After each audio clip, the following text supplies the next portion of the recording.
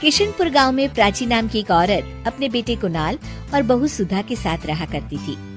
सुधा स्वभाव से बहुत ही कामचोर होती है और आए दिन काम न करने के नए नए बहाने बनाती रहती है, जिसकी वजह से अक्सर घर में कलह भी हो जाया करती है।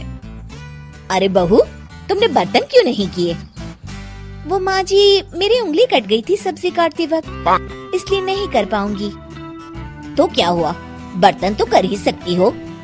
नहीं ना माँ जी, सर्फ लगने से कटे हुए भाग में दर्द हो जाएगा। आज के लिए बर्तन आप ही कर लीजिए। इस तरह से सुधा रोज काम ना करने के नए नए बहाने ढूंढ ही लेती है। सुधा कुणाल के आते ही काम करने का दिखावा करती और उसके जाते ही वापस से नया नाटक करती। माँ, मुझे ऑफिस जाने में देरी हो रही है, अब जल्दी से नाश्ता दे दो। जी, आप माँ जी को क्यों बुला रहे हैं? मैं अभी आपके लिए आलू के पराठे बना देती हूँ। अरे वाह सुधा, जब से तुम आई हो माँ को कितना आराम मिल गया है। तुम सच में बहुत अच्छी बहू हो। प्राची सुधा की इस आदत से बहुत ही परेशान होती है, मगर वो कुछ भी नहीं कर पाती।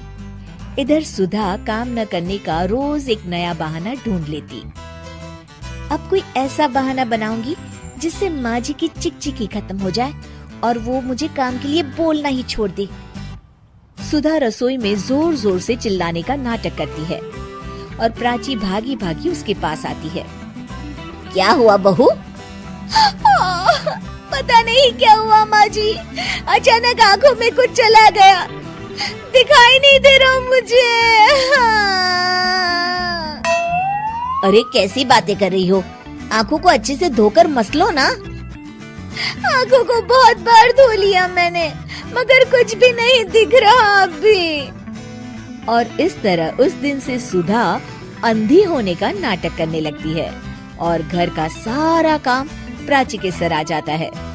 वो समझ भी नहीं पाती कि आखिर सुधा को हुआ क्या।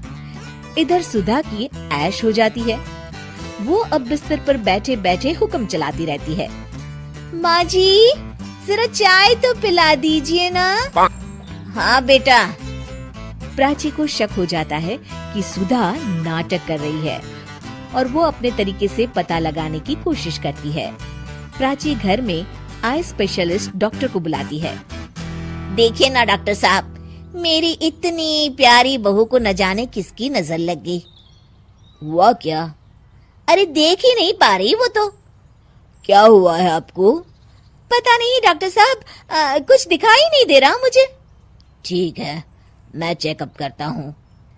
क्या हुआ है इसे? चेकअप में तो कुछ भी नहीं निकला है।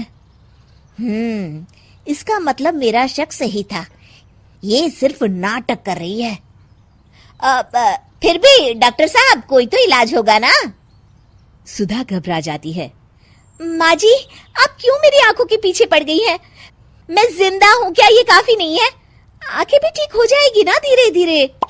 नहीं बहू, तुम तकलीफ में हो ये मैं देख नहीं पा रही। डॉक्टर साहब आप देखिए ना, कोई तो इलाज होगा इसका। मुझे कोई इलाज नहीं करवाना, मेरी आंखें भगवान की मर्जी की वजह से गई है और उनकी मर्जी की वजह से वापस आ जाएगी। देखिए, मैं दवाई लिख देता हूँ और आप इनको क्लिनिक पर ले आना। डॉक्टर तो चला जाता है, मगर सुधा अपने बिस्तर से टस की मस नहीं होती और अगले कुछ दिन भी प्राची को ही काम करते रहना पड़ता है। पानी सर के ऊपर से गुजर गया है, ये ऐसे नहीं सुधरने वाली। कुछ दिनों बाद प्राची कुछ काम से घर से बाहर गई होती है। हे भगवान, बहुत तेज भूख लगी है, पता नहीं माँ जी कब तक वापस लौटेगी, तब तक अपने लिए कुछ बना ही लेती हूँ। सुधा कुछ बना ही रही होती है कि तभी प्राची अचानक से लौट आती है। हे भगवान, माँ जी तो बहुत जल्दी लौट आई। जल्दी जल्दी चूल्हा बुझाने के चक्कर में उसके पल्लू में आग लग जाती है और वो जोर जोर से चिल्लाने लगती है। ये आवाज कैसी? प्राची भागी भागी रसोई की तरफ आती है। अरे बहू, ये आग कैसे लगी और तुम यहाँ क्या कर रही थी? पहले मुझे बचाइए माँ जी।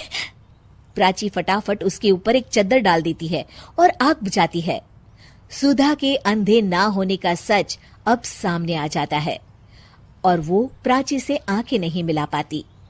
ये सब क्या है बहू? मुझे माफ कर दो माँ जी। मुझे तुम पर शक पहले से ही था बहू, मगर काम चोरी इस कदर भी ना करो कि खुद को ही नुकसान हो जाए। ये हमारे घर का ही तो काम है ना बहू। अब और शर्मिंदा मत कीजिए माँ जी, मैंने आपको इतना तंग किया हमेशा, फिर भी आपने मेरी जान बचाई। कोई बात नहीं बहू, सुबह का भूला अगर शाम को घर लौट आए ना तो उसे भूला नहीं कहते। चल अब अपने हाथ की चाय तो पिला दे जरा। जी माँ जी।